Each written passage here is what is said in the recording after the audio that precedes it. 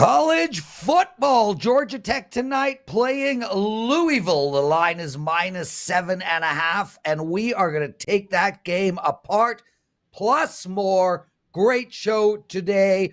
Ralph Michaels joining us right off the bat. How are you, Ralph? Doing great, guys. Got my son sitting next to me. He's in for one night. We got to go to South Point, watch some football, and play a little Pai-Gow. So, as Shirapin would say, one night with son is positive EV, better than none. Well stated. And Pai-Gow, a fun game to sit around. Yeah. When it comes to table games in the casinos, Pai-Gow poker, fewer decisions per hour means you can get more drinks in. Not a bad game to sit at the tables with. That being said, we're focused on football. It's Football Friday. Huge slate of games set for both tonight and tomorrow and Sunday and Monday. Let's start with one for Saturday. This is a marquee matchup. North Carolina, South Carolina. Right now, look at the WagerTalk live odds screen. I'm seeing the Tar Heels. Let's call it -2.5. Total 64.5, the current numbers between North Carolina and South Carolina. How do you break this one down, Mr. Ralph Michaels? These two teams finished the 2021 season in the Mayo Bowl, and South Carolina walked away with a win as an 11-point dog. Now, losing a championship game or losing a bowl game can have some revenge ramifications. But when you're talking these two in the series, the interstate rivalry, playing the game in Charlotte, you don't need more motivation than that. And really, I look at the teams last year. North Carolina went 9-5. The Gamecocks went 8-5. Some of the differences, though, with the Gamecocks, they actually got outgained by 26 yards per game.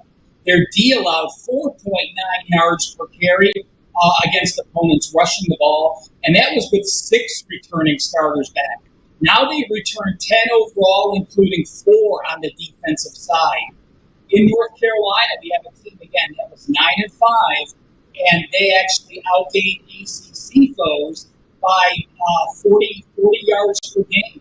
We now have 17 returning starters, 9 on the offensive side, 8 on the defensive side. And one thing people don't look at is when you see returning starters, having 12 or 14 starters can be a positive in some situations. It can be a negative. To me, it's been based on what you had returning prior to that. South Carolina last year had 14 returning starters, and now they have 10, so they have fewer returning starters. Again, a negative. North Carolina only 13 returning starters last year. Obviously, when you have Derek May, a freshman, overcoming a lot of gaps. I like North Carolina's O-line. Their only weakness is the wide receiver. They brought in a lot of new wide receivers, but reports have been decent with that camp. To me, I have all the positives to the Tar Heels in this game, and I'm going to favor Gamecocks in this game in Charlotte.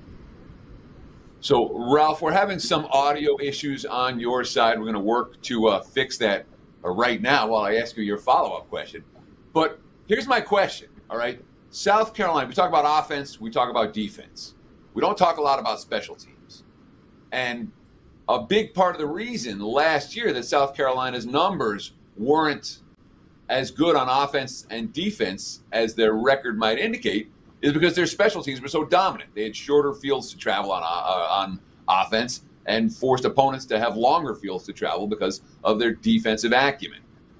How much does special teams come into play in this game for you? Because to me, it's an absolute special teams mismatch that makes me very reluctant to lay a price with North Carolina. Week 1, we're going to see, half a dozen games decided on a special teams play, maybe more. This one feels to me like it could be one of them. What do you think, Ralph? Teddy, I'm going to give a shout out to my former boss for publications because at first school we get a ton of time with special teams. No, yeah, Ralph. We're not. Guys, we're not hearing you. We're stopping. We're having audio issues. Yeah. Guys, we're stopping. I mean, the bottom line here, honestly, is we got too many new people coming on. They will never log on and listen to the show again, ever, if we have these type of audio problems. I'd frankly rather cancel the show today than provide a product that is unhearable, unlistenable, etc., etc. I mean, Teddy, I'm happy to go down the week I'm happy to go down the week 1 board with you until Art comes on, to be honest. They'll straighten it out. Yeah. They're trained Sorry, professionals. Guys. This They'll does figure happen it out. from time to time. We are all scattered around the country, and Wi-Fi, microphones, green screens. There's a lot of variables that go into this. We will make it work. Ralph, are you back? Okay. Yeah. Oh, I am. Okay, beautiful. Okay, guys, better? Yes. All right. Visually. So you tell me quickly. I like North Carolina. The number of returning starters. Teddy, you had asked about special teams. Again, I'll give a shout out to my old boss, Field Skill Publications. We used to do a very deep dive on special teams. The net punts difference, the field goals made, the distances, the punt return difference, the kick return difference. South Carolina is a top 20 unit, and they're a top 10 preseason unit. Here's what I do. When I look at my special team rankings, I put about 50% stock in the first 3 games, 75% the next games, and then 100% stock in my special teams rankings the second half of the season. And overall, as you asked, special teams are 25% of my grade. Offense is just under 40, defense is under 40, and special teams is about 25%. Ralph Michaels joining us, everybody, and it looks like you do sound a lot better than before. Thank you for that. Guys, you're watching Wager Talk Today, and we got a hell of a show. Ralph Michaels on. He just took apart North Carolina and South Carolina. He's got a chart coming up, and then we're going to look at the Army ULM game. Jeff Michaels' son is coming up after that. And Ralph, I know you call it Bring Your Son to Work Day. It's Bring Your Old Dad to Work Day, my friend, not your son. Jeff's bringing you to work. Yeah, well, growing up, let's see, when his grandparents got him an iPhone, he gave me the old version. So he had to teach me every bit of technology he gave me along the way. So I know Teddy's smiling because he asks his son those difficult questions as well. Yeah, of course. And your son's going to talk Seattle, New York Mets and the Louisville, Georgia Tech game. And of course, Art DiCesare after that. We do have a great betting strategy question sent in through Twitter, or X as we call it now. How much do you think widely accessible stats are already baked into the line? Teddy and I are going to answer that, and we're going to throw it to Art. Ralph Michaels, let's move on to your chart. The mic, the airtime, everything else is all yours. Well, this is just a chart for game 1. And then it's by each game of the season. I went back to 2017, and I wanted to know how important it is to have an AP top 15 on deck. Now, I used AP top 15 because of this. If you have an opponent on deck and they're not ranked, if 2 or 3 teams lose early, they may be ranked. You're not sure if you're playing a ranked team. When you're in the AP top 15, you have a legitimate game. So if you guys see the chart, this just sort of surprised me because a lot of times you're going to read, Bama has a look ahead because they got Texas on deck. Texas has a look ahead because they have Bama on deck. So if you look by the game number of the season, in game 1, if you have an AP top 15 team on deck, you've covered 54%. Game number 2, if you have an AP top 15 on deck, you've covered 63%. But then take a look from game 3 through game 9, when the AP top 15 starts to become legitimate, when you start playing your conference schedules, when you don't have those easy non-conference foe games, a lot of red numbers in there. So early in the season, games 1 and game 2, don't put as much stock to having that game on deck. When we get into week 3 and near the mid-September point, a lot of red marks with AP top 15 teams on deck. So, I mean, this feels like the truth about look-ahead lines right here, or look-ahead games in college football, I should say, right here, which it kind of is, I mean, this is the hard numbers for what teams are doing when they're facing a step-up-in-class game in their next contest. This is my question for you, Ralph. I see the numbers, and it says look-aheads very early in the season aren't that big a deal. Mid-season, they're a huge deal. Why? Well, Teddy, I think it's this. If you have a team on deck in game 1 and it's an AP top 15, you likely are playing a much weaker foe game too. Very few people schedule 2 AP top 15 teams in the first 2 weeks. So what are you doing? All August, you are working on game 1 and you are working on game 2. You have all that time to prep for that superior opponent in August, working in a game plan for those. When you get in later in the year and you're traveling back-to-back weeks, you have so much less time to prep for those teams. So I think it's that. Early in the season, you have August practices to be able to look at those teams, and that's what happens. And by the way, I did one subset of this. Going back since 2008, if you have an AP top 15 on deck in game 2, and you're a home favorite in game 1, like Texas, like Alabama, and like Baylor, you have gone 73-45 against the spread. That is 62.5%. So that is home favorite game 1, AP top 15 game 2, going all the way back since 2008. Ralph Michaels, outstanding stuff, Ralph. I'm glad we have fixed the audio. It still sounds a little echoey, but at least we can make out what you're saying. Army and ULM, you've got a first half bet for us on this game. What is it? You know, Jeff's standing over my shoulder waiting to get on, and he actually has a chart talking about average totals and plays per game with the new rules coming up. But simply, I'm playing into the new rule system here. He's going to show you week 1 unders have been a positive. I look at Army. What are they going to do? We know they're going to run the ball. I look at ULM, and the offense has completely changed because what they have available. ULM only has 5 returning starters. They're missing their quarterback. They're without their top 3 running backs from last year. They're without 5 of their top 7 receivers. They have a strong offensive line. All their starters are on the offensive line. I don't think I've ever seen a team that has no skilled players back and is returning 5 offensive linemen. Well, you have that, and you have an Ole Miss transfer at running back.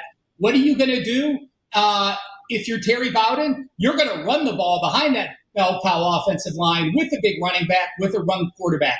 I'm playing the first half in case ULM gets down and they start having to throw the ball around in the second half.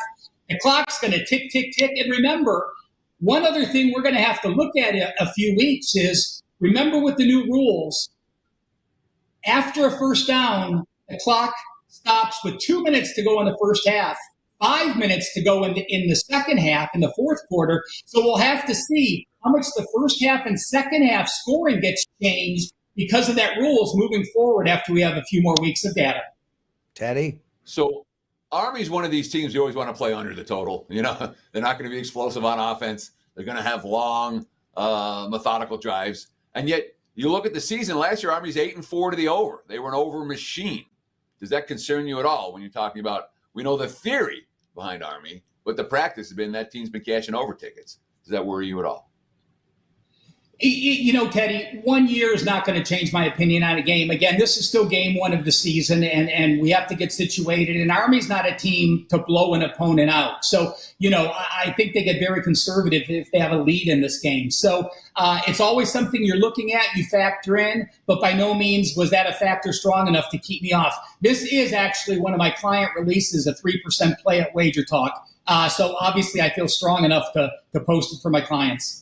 Brilliant. We love when that happens. Ralph Michaels, thank you, my friend. Outstanding stuff. You had an outstanding, incredible, phenomenal NFL preseason. Getting ready for college this weekend and NFL next. What do you have to promote for the clients? I will say this, Prez. I didn't have a phenomenal preseason. I ended up 8-7, but 2 of those losses were 2 stars, and I did cash a 5% play. So overall record, but again, full disclosure here, we don't want to say things that aren't 100% true. I'll tell you what, I have a coupon code from the college football guide that's still valid through this weekend.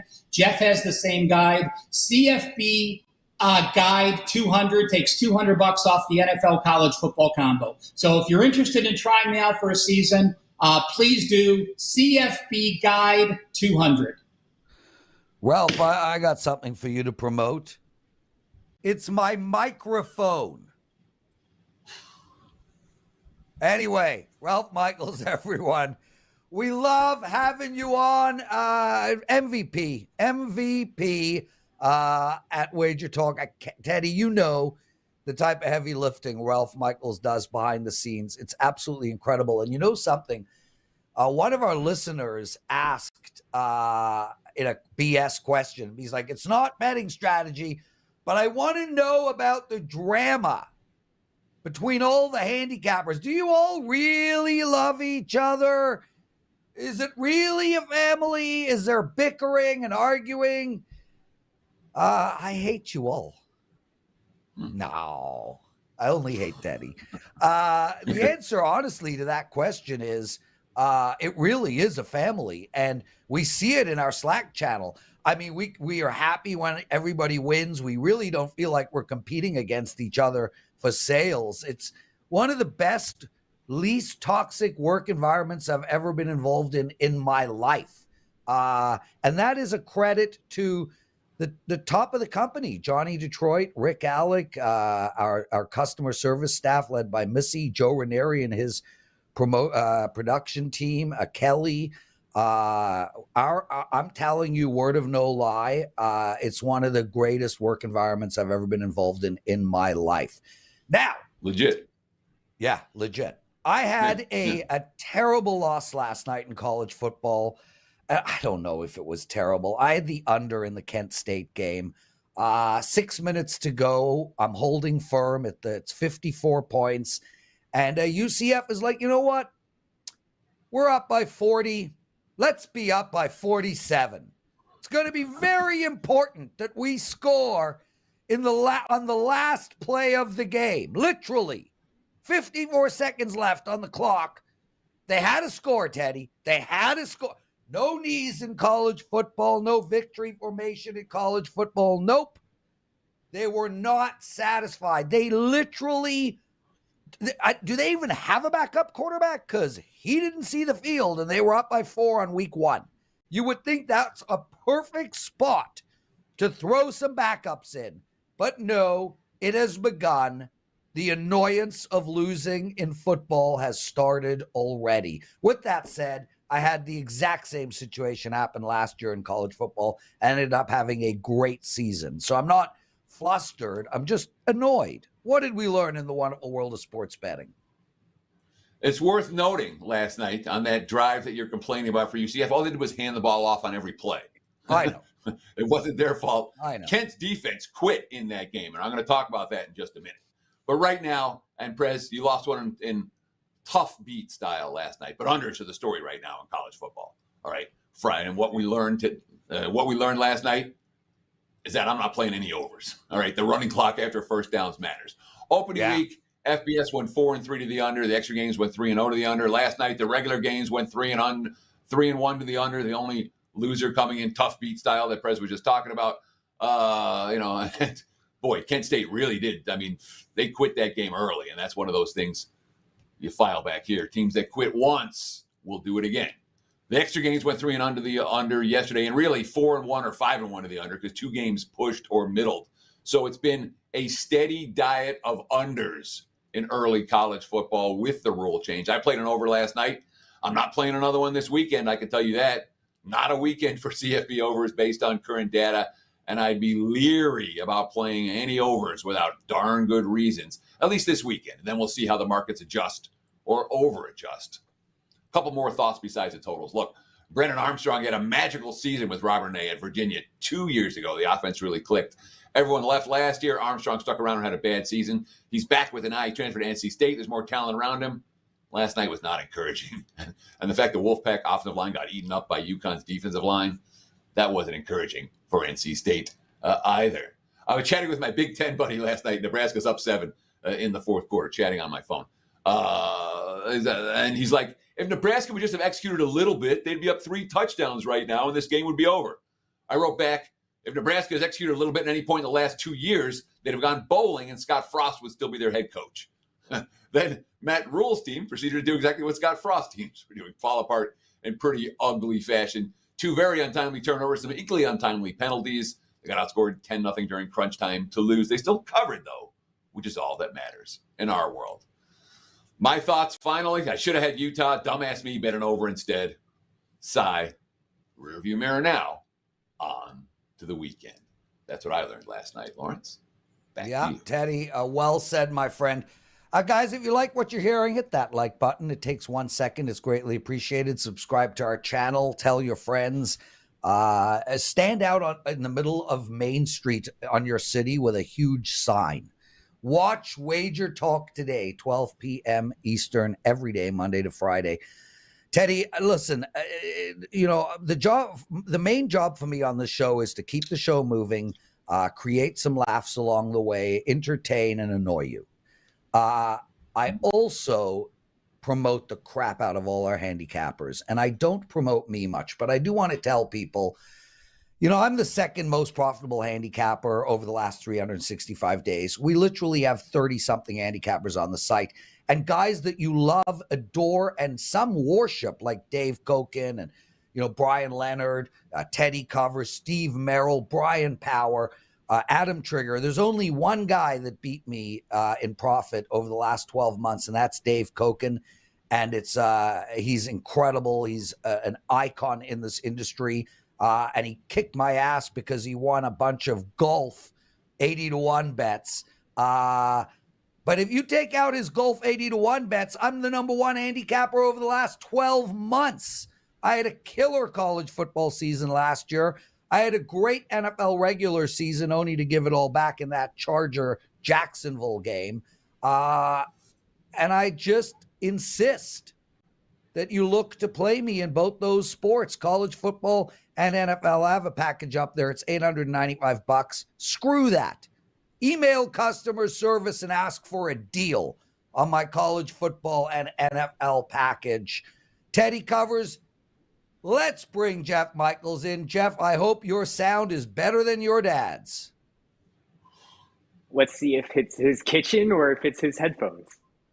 It's probably his kitchen, his headphones, and his microphone. Anyway, welcome to the show, my friend. Let's get straight into it. You have got a bet for us on the Seattle Mariners New York Mets game. Where are you going? Yeah, I think this is an exciting one. It's hard to even say what the best division in the American League is right now, because the West and the East are both, insanely competitive at this point. But I am leaning with Seattle here tonight, without question, really. Logan Gilbert's on the mound. He's been dominant on the road. I mean, the Mariners are 10-4 in his 14 road starts. He's got a 3.47 ERA. And the bullpen, if he does get into a little bit of struggle, Seattle's had one of the most dominant bullpens recently as well. I mean, the last 7 games, their combined ERA is 2.66, and their bullpen has a whip under 1. And that's not only 7 games, but multiple pitchers that are putting these performances together, which gives them multiple different ways to go, pretty much regardless of the rest that we're looking at with these relief guys. I mean, you put that bullpen together with what the bats are doing, and you get a 13-2 record in the last 15 games. And they're winning those games by over 3 runs per game. I mean, 15 games, they've outscored their opponents by 51 runs over that span. And the other thing that really stood out to me is Seattle has been pretty good against the National League this year, but they've absolutely dominated the first game of the series. So they're coming out, putting their best foot forward right from the rip. They're 9-3 in the last 12 first game of the series in interleague play.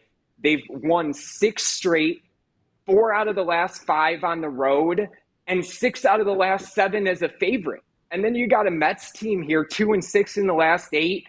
And Senga's been good, but he's struggled in interleague starts. I mean, he's 0-2. He's got an ERA over 5.5, and back-to-back losses against the Angels and Kansas City. So not the best teams that he's losing to either. Plus, the Mets as a whole minus over 13 units against the American League this year, just 16-24, hitting 223 as a team. So short price here for Seattle. I like their matchup in this interleague game tonight. Jeff Michaels says, don't worry about Senga's current form. It's the Mariners as a team whose current form we want to be paying attention to. Seattle at the pick'em price in New York. Now let's shift our focus to some Friday night college football. Let's look at the WagerTalk live odds screen. Get the current numbers right now. Seeing Louisville minus 7.5. Let's call the total 49.5 against Georgia Tech. What do you want to do with the Cardinals and the Yellow Jackets? Yeah, I feel like we all kind of sound a little bit like broken records here in this first week 0, week 1 of college football, because we keep hearing, new head coach in his new environment, new quarterback in his new environment. Well, Jeff Plummer may not be the best quarterback that transferred, but I think he may have transferred into the one of the better situations here. So I am going with Louisville laying the points. He reunites with Jeff Brom. They spent 3 years together at Purdue.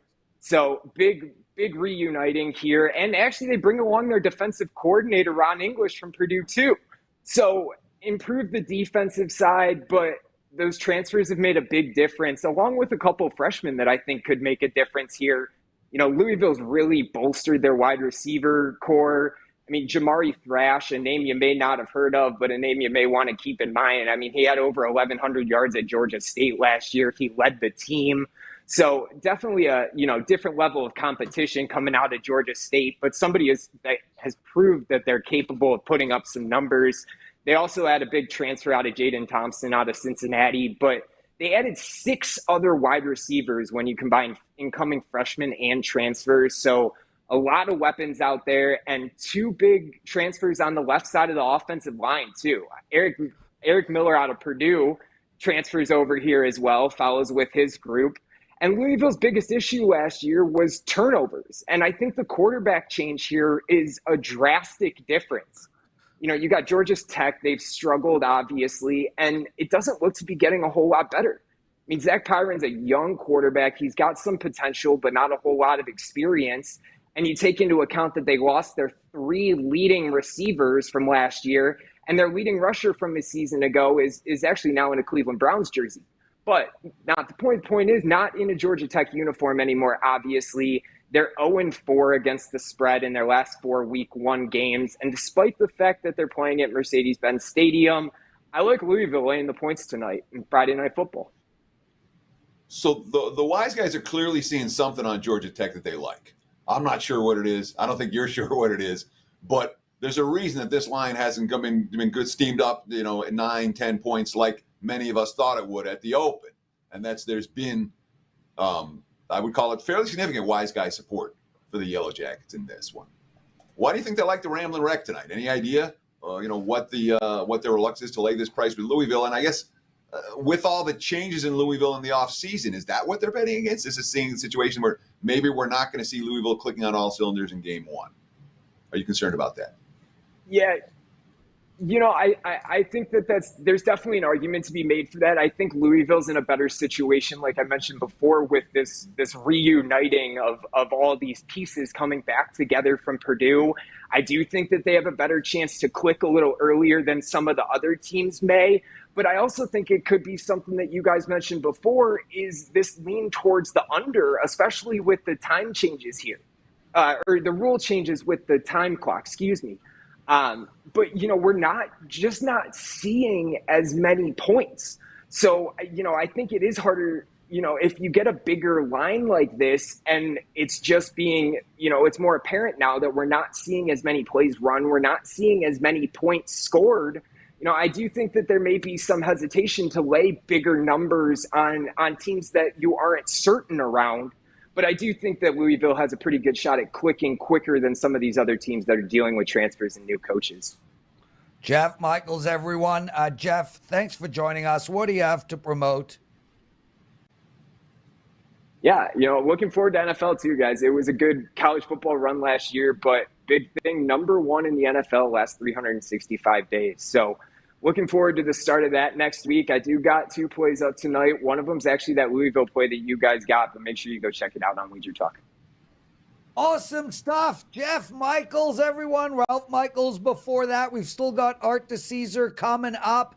And now it's time for Teddy's Big Game Breakdown.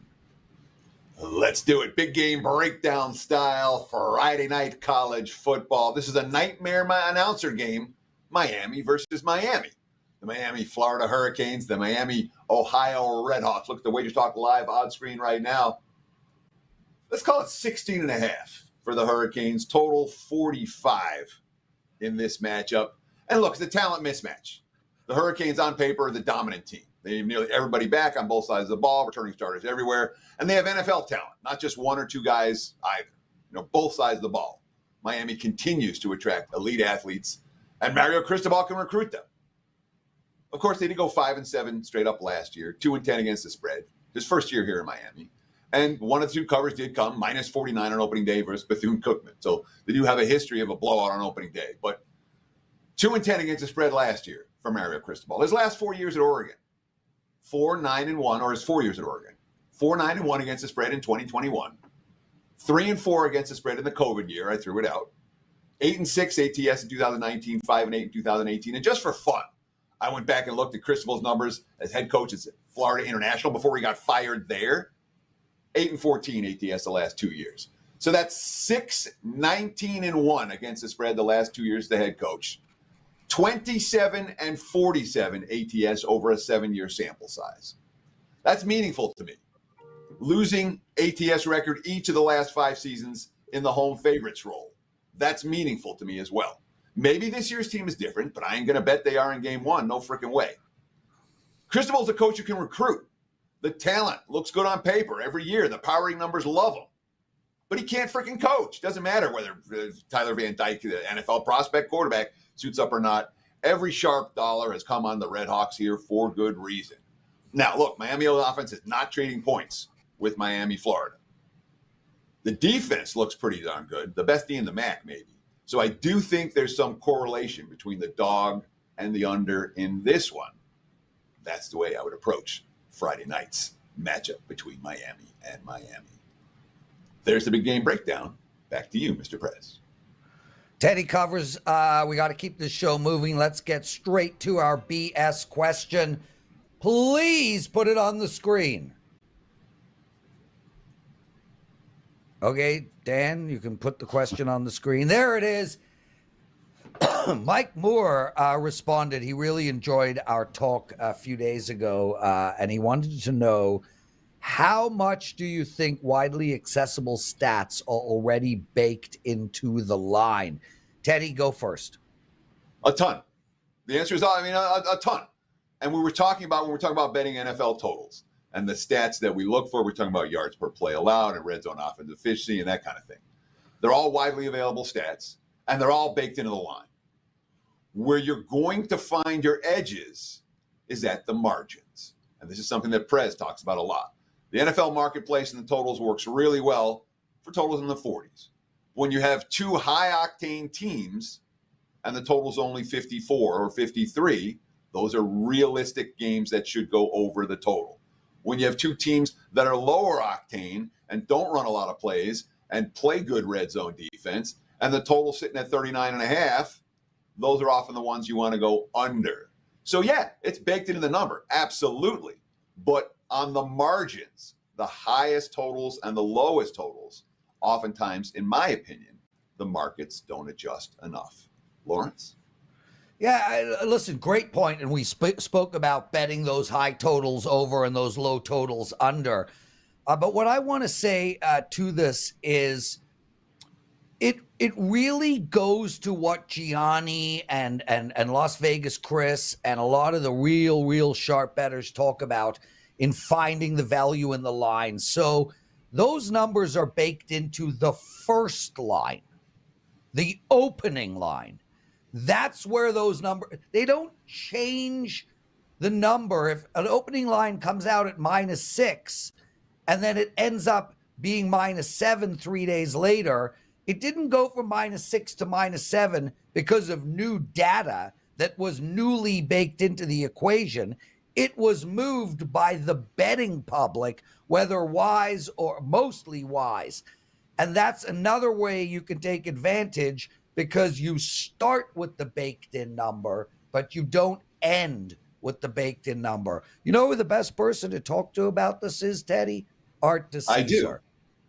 Art, Answer this question for us, my friend. How much do you think widely accessible stats are already baked into the line? Follow-up question, how then do you beat that line? Listen, as a guy who sits in a risk room like 50 hours a week, that's all we talk about is stats. I mean, it's never ending. That's all we are discussing.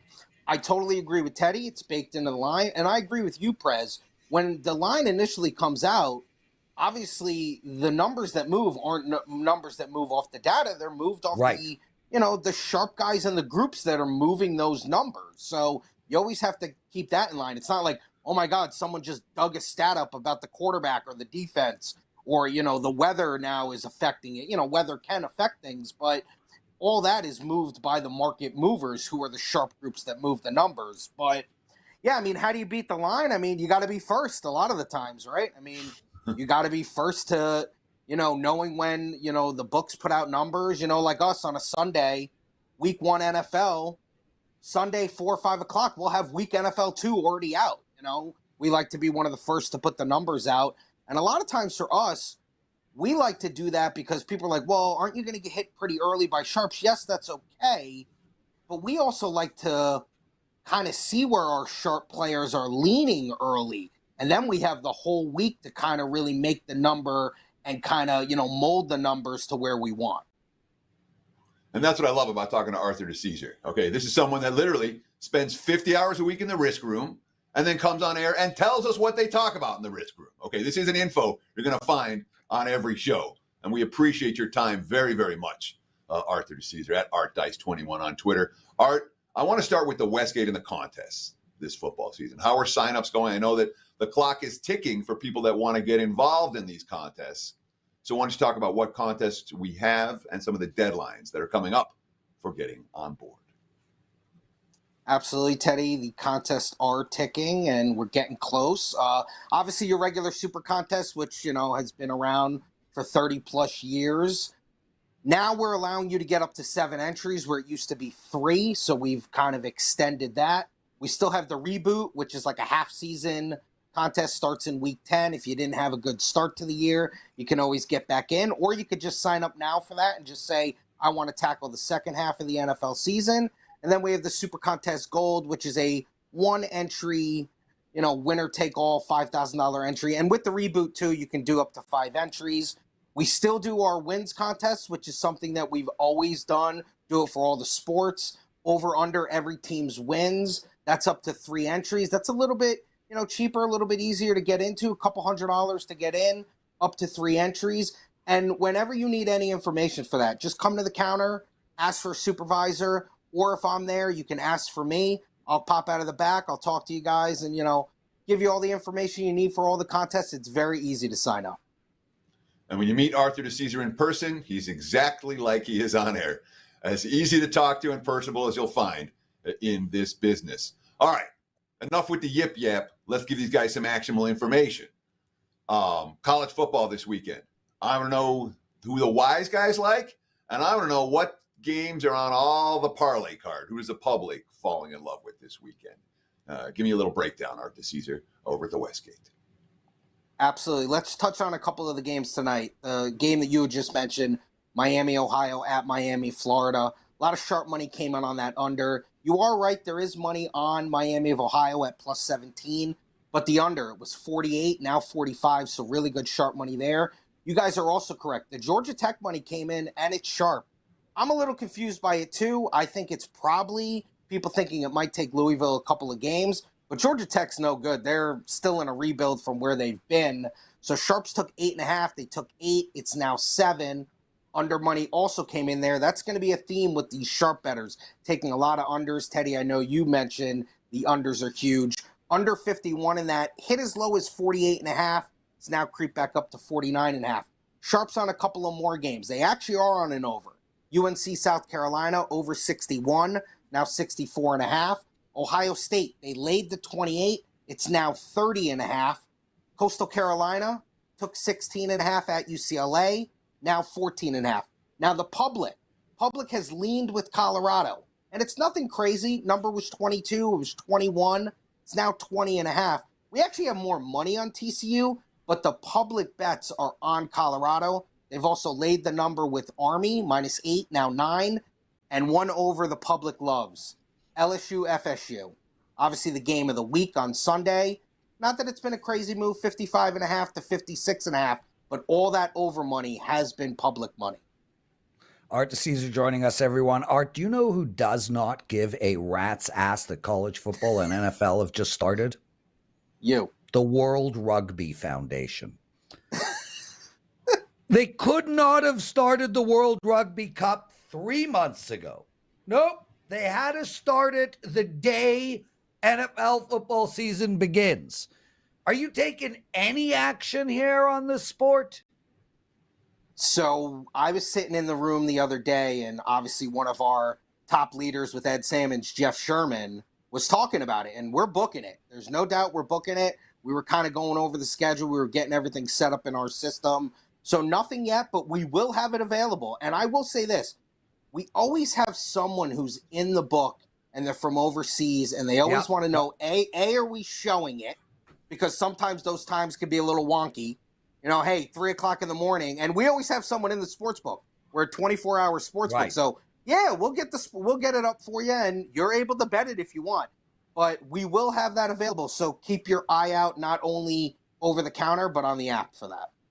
There we go. Art, NFL Week 1 about to begin. Any big bets that have come in specifically for Week 1? Let's not talk about future bets. Anything you see that we should know about? You know, it's nothing crazy yet. I will say this, though. There's been a lot of public and sharp support. Public probably got in a little late, but there's been support for the Packers Week 1 against the Bears. We've seen that. I know the Bears are a very public team this year. Well, not that they're terrible, but they're a public team. People like their over. People like their futures. People like, the quarterback Fields to win MVP. But I think people who really – yeah, I know. It's interesting. But I think people who really look at it and know recognize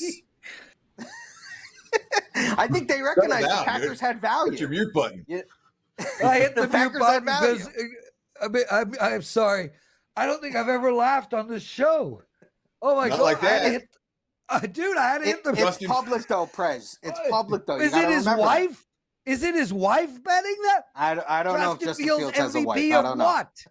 Of what? The NFL. What's the number?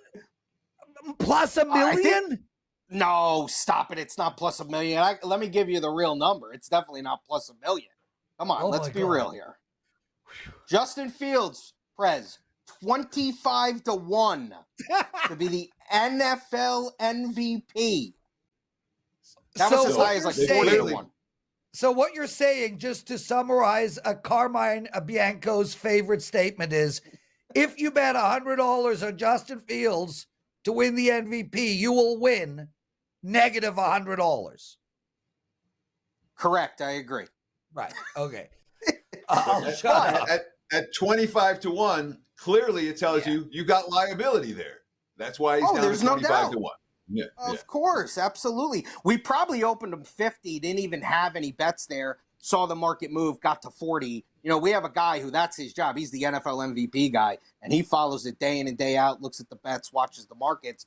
Yeah, people are on Fields, but people, we opened that number at 3. Real quickly, it was 2.5. It's been sitting at 2.5 for a while, and then we saw money come in the last couple of days, and now that the Packers are sitting at that 1, now, especially, too, if you want to play them on a teaser, you got to take 6.5. You got to take 7. You can't take the 6 anymore because 1.5, 2, and 2.5 are gone. So a lot of support early for the Packers.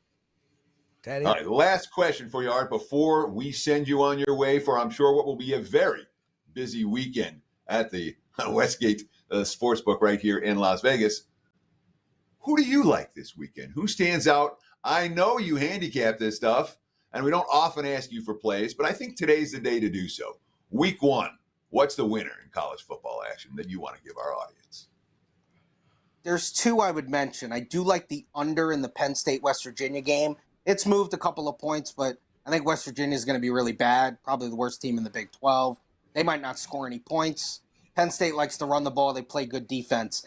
This one's weird because it's moved a lot, but I think if you want to take a shot on a money line, I like Fresno State at Purdue. That line has moved incredibly, but I think Fresno State is interesting. I love the running back Sherrard, and I don't think Purdue is any good. So I would lean Fresno State money line and under in the Penn State game. You should still see a 50 out there in the Penn State under. Art DiCesare, everyone. Art, really quick. For all the people who bet Justin Fields to win MVP, what is Brandon Belt's odds to winning MVP in the Major League Baseball season? Right now we have base. Yeah, we have those closed. That's my point. Brandon Belt. Prez, stop. He's got a better chance than Justin freaking Fields. I mean, oh my lordy. Justin Fields is a quarterback.